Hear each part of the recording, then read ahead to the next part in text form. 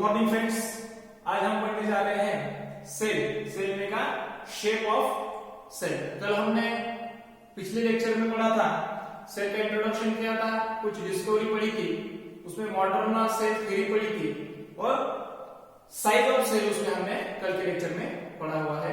आज हम कुछ शेप पढ़ने वाले हैं, सेल के डिफरेंट शेप कैसे होते हैं वो हम आज पढ़ने वाले हैं। देखिए पहला शेप मैं इधर लिखा रहा हूं। अगर कुछ सेल इरेगुलर शेप में होगा, लाइक अमीबा जैसा कोई सेल दिखता होगा, अमीबा लाइक, उसे हम अपने बॉडी में जो है जो WBC है वो इरेगुलर शेप में रहते हैं। व्हाइट ब्लड सेल हमारे बॉडी में इरेगुलर शेप में रहते हैं। कुछ सेल ऐसे रहते हैं जो स्पिंडल शेप में रहते हैं। ओके, वो स्पिंडल शेप में जो सेल है वो किसके रहते हैं? वो स्मूथ मसल के जो सेल है वो स्पिंडल शेप में रहते हैं। अब कुछ सेल ऐसे रहते हैं जिनका बॉटम सर्कुलर रहता है और जो अपर मोस्ट पार्ट है वो कॉलर लाइक रहता है। ओके, बॉटम सर्कुलर है, ये देखिए सर्कुलर बॉटम है और अपर मोस्ट जो पार्ट है वो कैसा है? कॉलर लाइक, तो उसे कोनोसाइट्स कहते हैं। कोनोसाइट्स जो सेल है वो कोनोसाइट सेल, कोनोसाइट सेल का स्ट्रक्चर ऐसा रहता है। ओके, अब तीन सेल हो गए। चौथा सेल, कुछ सेल रेक्टेंगुलर और लॉन्ग फिलामेंट्स लाइक रहते हैं। रेक्टेंगुलर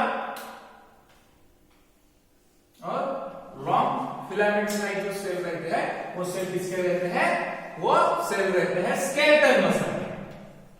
स्केलेटल मसल के जो सेल रहते हैं उनका स्ट्रक्चर ऐसा रहता है। कुछ सेल ऐसे रहते हैं वो थोड़ा डिफरेंट शेप उनका रहता है, पर उसमें सीलिया प्रेजेंट रहती है। अब देखिए उसका शेप कैसा है, ये समझिए ऐसा, ये एक सेल है, ओके, और उसमें ये सीलिया प्रेजेंट है। तो ऐसे सेल जो है उसे हम क्या कहते हैं? फ्लेम सेल कहते हैं। फ्लेम सेल का स्ट्रक्चर थोड़ा इरेगुलर में कुछ डिफरेंट शेप उसे हमें दिखाई देता है। अब कुछ हमारे बॉडी में न्यूरॉन से उनका स्ट्रक्चर थोड़ा अलग है।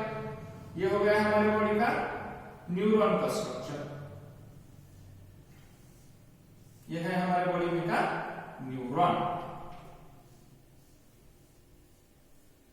ओके, ये हो गया न्यूरॉन का स्ट्रक्चर। बोले तो इसे नर्व सेल कहा जाता है।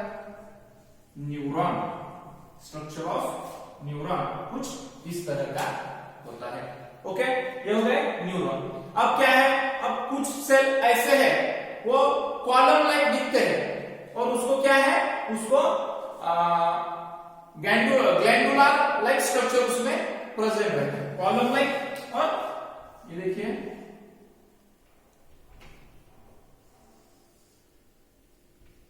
उसमें क्या है? ये ग्लैंडुलर स्ट्रक्चर है। तो इस टाइप के जो सेल है उस टाइप के सेल को हम गॉबलेट सेल कहते हैं। गॉबलेट सेल का स्ट्रक्चर कुछ इस तरह रहता है। कुछ सेल ऐसे रहते हैं वेरी क्यूबिक रहते हैं। ये हो गया वेरी क्यूबिक सेल, उसे क्या कहेंगे? क्यूबॉइडल सेल कहा जाता है। क्यूबॉइडल सेल जिसका स्ट्रक्चर वेरी क्यूबिक है उसे क्यूबॉइडल सेल कहा जाता है। कुछ सेल ऐसे रहते हैं वेरी फ्लैट रहते हैं। ओके, अगर वेरी फ्लैट सेल है तो उसे हम क्या कहेंगे? जो इपिडर्मल रीजन में प्रेजेंट रहते हैं उसे इपिडर्मल सेल कहा जाता है। इपिडर्मल सेल कुछ इस तरह के दिखाई देते हैं। अब कुछ हम ह्यूमन के सेल पढ़ेंगे, कुछ प्लांट के भी सेल हम आज पढ़ने वाले हैं। अब देखिए, अब ह्यूमन का सेल का स्ट्रक्चर हम आरबीसी का देखेंगे। आरबीसी कैसा रहता है? इन्यूक्लिएटेड रहता है और बाइकॉन्केव स्ट्रक्चर आरबीसी का रहता है। इन्यूक्लिएटेड एंड बाइकॉन्केव, ये हो गया ह्यूमन का RBC. RBC of human, okay, nucleus भी नहीं है इसके अंदर और बाइकॉन्केव स्ट्रक्चर इसका रहता है। ओके, अब फ्रॉग का आरबीसी कैसे रहता है? तो फ्रॉग का आरबीसी में सेंटर में थोड़ा बल्जिंग होता है और जिसका न्यूक्लियस बिग होता है। बल्जिंग इन सेंटर, अब देखिए ये हो गया उसका सेंटर पार्ट और ये बिग न्यूक्लियस। ऐसा अगर कोई सेल का स्ट्रक्चर है तो समझिए ये फ्रॉग का आरबीसी, आरबीसी ऑफ फ्रॉग, जो सेंटर में बल्जिंग है और उसका न्यूक्लियस बड़ा है। ये हो गए कुछ एनिमल के सेल, कुछ प्लांट के सेल। ओके, प्लांट के हमने गॉड सेल पढ़े हुए हैं, आप सबको मालूम होंगे गॉड सेल। अब उसमें गॉड सेल में जो किडनी शेप में होंगे, किडनी शेप भी कहा जाता है और पिन शेप भी कहा जाता है। ये guard cell of dicot plant, guard cell of dicot plant, जो डाइकोट प्लांट है उनके गॉड सेल ये किडनी शेप रहते हैं। कुछ सेल गॉड सेल है वो डम्बेल शेप होंगे, डम्बेल शेप, ये हो गया डम्बेल शेप गॉड सेल। अगर डम्बेल शेप होंगे तो गॉड सेल ऑफ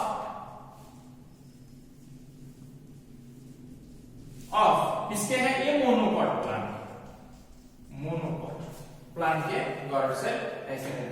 ये हो गए दो एनिमल्स के, ये दो हो गए प्लांट्स के। अब हम कुछ इसमें बैक्टीरिया की भी शेप पढ़ने वाले हैं। अगर ऐसा से कुछ बैक्टीरिया का होगा तो उसे बैसिलस बैक्टीरिया कहेंगे।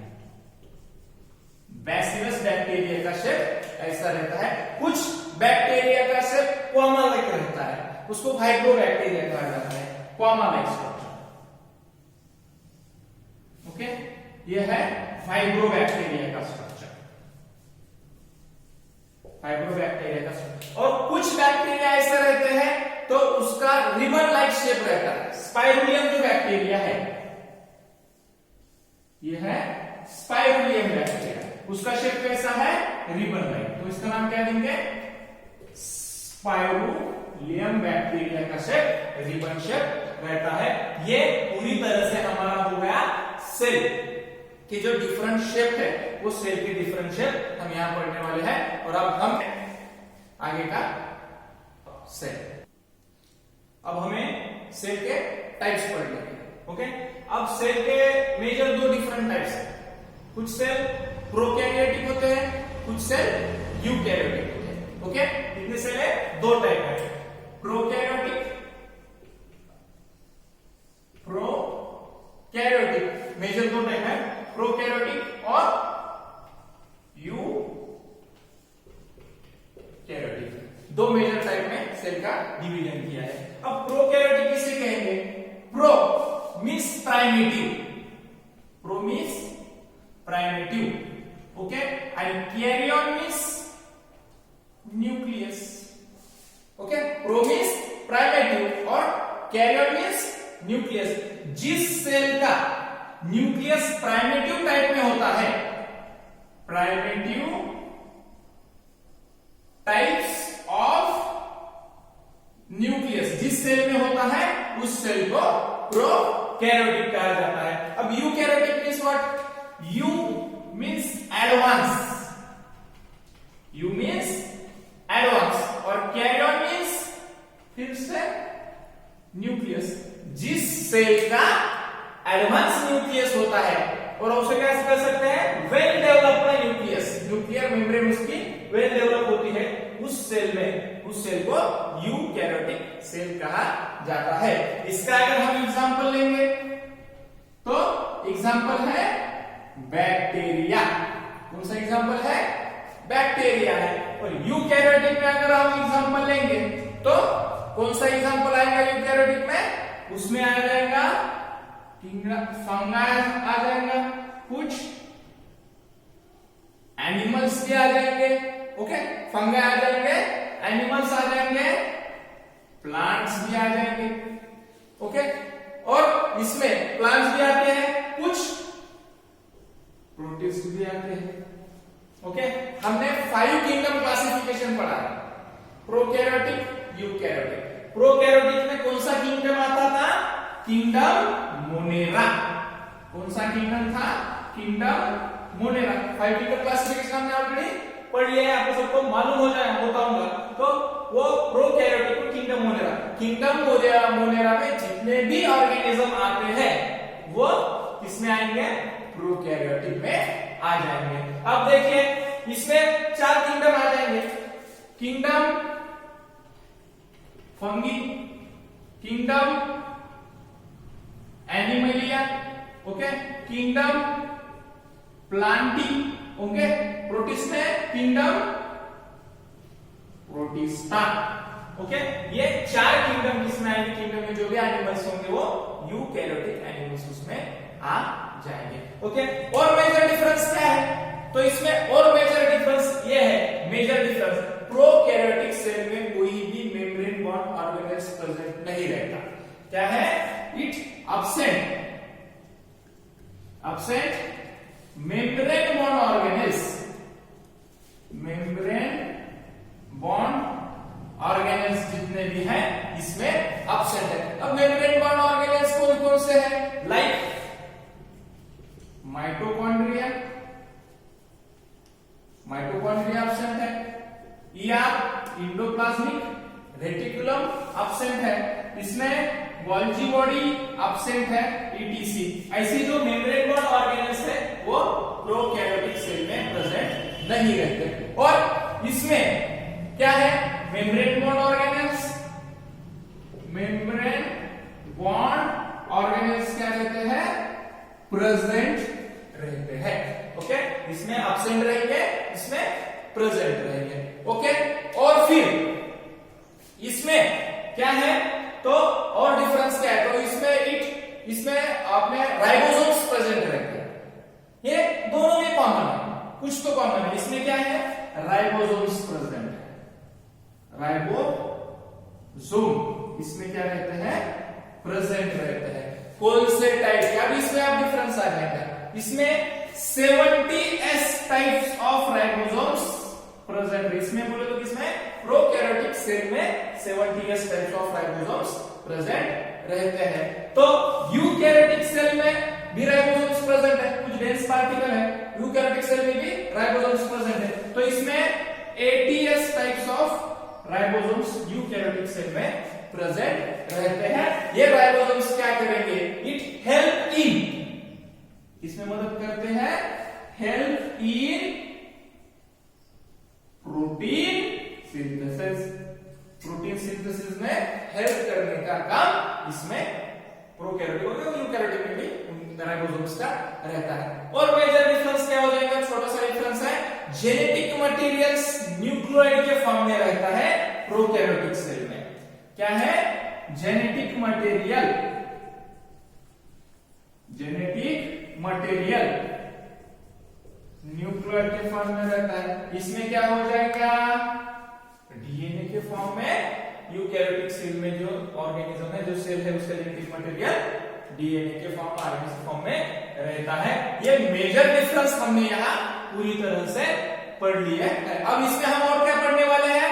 Number of cell organisms. कुछ ऑर्गेनिज्म में नंबर ऑफ सेल रहते हैं, ओके। अब नंबर ऑफ सेल में क्या है? देखिए अगला पॉइंट हम इधर से लिखेंगे, number of cell organism. Organism को कितने सेल के ऑर्गेनिज्म हो सकते हैं? 2 टाइप के रह सकते हैं ऑर्गेनिज्म। उसमें एक रहेंगे यूनिसेल्युलर, यूनिसेल्युलर ऑर्गेनिज्म रहते हैं कुछ, ओके। जो ऑर्गेनिज्म यूनिसेल्युलर किसे कहेंगे? It is made up of one cell, perform functions of all body। एक ही सेल है जो पूरे बॉडी का फंक्शंस परफॉर्म कर रहा है और एक ही सेल से बने हुए रहते हैं, उसे हम क्या कहेंगे? यूनिसेल्युलर ऑर्गेनिज्म कहेंगे, ओके। और कुछ ऐसे रहते हैं, most of the organisms are multicellular, multicellular. अब मल्टीसेल्युलर में क्या डिफरेंस है? ये हायर प्लांट होंगे, हायर ऑर्गेनिज्म होंगे, वो किसमें आएंगे? मल्टीसेल्युलर ऑर्गेनिज्म में आते हैं। अब ये मल्टीसेल्युलर जो ऑर्गेनिज्म है, ये अनेक सेल से मिलकर जो ऑर्गेनिज्म बने हैं वो कौन से है? मल्टीसेल्युलर ऑर्गेनिज्म कहा जाता है। इसमें एक मल्टीसेल्युलर जो बॉडी है उसमें एक एडवांस डिवीजन, एक एडवांस टेक्निक है, वो कौन सी है? Division of labour. कौन सी है advance technique? Division of labour. Division of labour क्या है? तो देखिए सेल एकत्र आ गए तो टिश्यू फॉर्मेशन हो जाएगा, टिश्यू एकत्र आ गए तो कुछ ऑर्गन्स का फॉर्मेशन हो जाएगा, ऑर्गन्स कॉम्बिनेशन करते हैं तो ऑर्गन सिस्टम फॉर्मेशन हो जाती है। अगर कोई ऑर्गन सिस्टम है, अब समझो मेरी डाइजेस्टिव सिस्टम है, तो मेरे डाइजेस्टिव सिस्टम में जो सेल है वो क्या करेंगे? फूड डाइजेस्ट करेंगे, उसका एब्जॉर्प्शन करेंगे, ओके, वो उनका फंक्शंस अलग रहेगा। जो रेस्पिरेटरी सिस्टम है वो क्या करेंगे? ऑक्सीजन अंदर लेंगे और CO2 बॉडी के बाहर, बोले तो उनका भी जो फंक्शन है वो अलग है। कुछ सेल क्या करेंगे? सर्कुलेशन का काम करेंगे, हर के सेल है तो सर्कुलेशन का काम करेंगे, उनका फंक्शन अलग है। तो उनका जो पूरे मल्टी सेलुलर ऑर्गेनिज्म है तो उनमें कुछ डिवीजन पड़ गए हैं, कुछ ऑर्गन्स अलग काम करते हैं, कुछ ऑर्गन्स अलग काम करते हैं, और इन सब में कोऑर्डिनेशन रहता है, उसे हम क्या कहते हैं? Division of labour. अलग अलग काम करना, पूरे सिस्टम का, ऑर्गन सिस्टम का क्या है? अलग काम अलग अलग को डिवाइड करके दिया होता है, उसे डिवीजन ऑफ लेबर कहा जाता है। इस तरह से हमने आज सेल में क्या पढ़ा है? एक तो शेप ऑफ सेल और दूसरा इधर टाइप्स ऑफ सेल। कल हम इसमें सेल में प्रोकैरियोटिक सेल का स्ट्रक्चर पढ़ेंगे और उसके बाद यूकैरियोटिक सेल का स्ट्रक्चर पढ़ने जा रहे हैं। मुझे आशा है कि आपको ये वीडियो अच्छी तरह से समझ में आया होगा, और ये अच्छी तरह से समझ में आया होगा तो इस वीडियो को लाइक कीजिए और मेरे चैनल को सब्सक्राइब कीजिए। Thank you.